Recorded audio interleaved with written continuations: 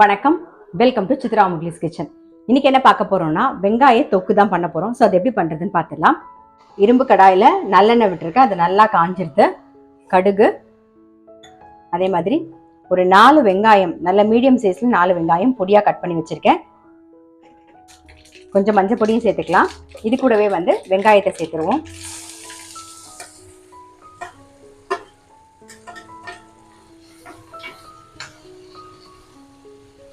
வெங்காயம் கொஞ்சம் வதங்கணும்.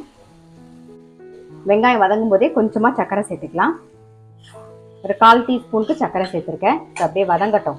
இப்போ இது வதங்கிட்டு இருக்க நேரத்துக்குள்ள நம்ம என்ன அரைக்க போறோங்கிறத பார்த்துடலாம். இந்த பக்கம் பார்த்தீங்கன்னா ஒரு 5 வெங்காயம் நல்ல மீடியம் சைஸ்ல கட் பண்ணி வச்சிருக்கேன். ஒரு 3 கிராம்பு, காரத்துக்கு ஒரு 10 வரமிளகா தண்ணியில ஊற வச்சு வச்சிருக்கேன். இப்போ இது 3த்தையும் சேர்த்து அரைச்சு எடுத்துட்டு வந்துடலாம். நம்ம மிக்சி ஜார்ல ஊற வச்ச வரமிளகா, அதுக்கப்புறம் வெங்காயம்,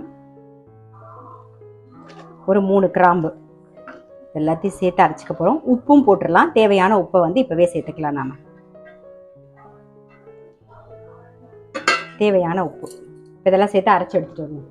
வெங்காயம், வரமிளகா, அப்புறம் 3 கிராம்பு, அப்புறம் உப்பு சேர்த்து அரைச்சாச்சு. இந்த பக்கம் வெங்காயம் நல்லா கண்ணாடி மாதிரி வதங்கினா போதும். ஸோ கண்ணாடி மாதிரி வதங்கிடுது. இப்போ அரைச்ச விழுதையும் சேர்த்துருவோம். இதெல்லாம் இந்த வெங்காயத்தோட நல்லா பிளெண்ட் ஆகி நல்லா வதங்கணும்.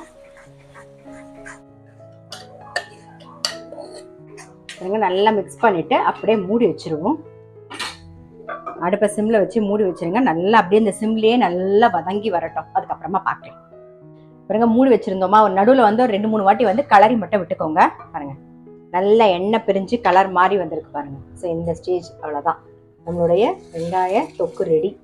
இது நீங்க பார்த்தீங்கன்னா இட்லி, தோசை, சப்பாத்தி எல்லாத்துக்கும் ரொம்ப ரொம்ப சூப்பரா இருக்கும். நீங்க இதை பண்ணி எடுத்து வச்சுட்டீங்கன்னா, தொட்டுக்க எதாவது மிளகாப்பொடி இல்லை, டக்குன்னு ஏதாவது தொட்டுக்கணும் போல இருந்தது சப்பாத்திக்கு அப்படின்னா, இதை நீங்க சப்பாத்தி மேல தடவிட்டு அப்படியே உருட்டி சாப்பிட்டா கூட நல்லா டேஸ்டா இருக்கும். ஸோ கண்டிப்பா வெங்காய தொக்கு ட்ரை பண்ணி பாருங்க. நான் அடுத்த வீடியோல சந்திக்கிறேன்.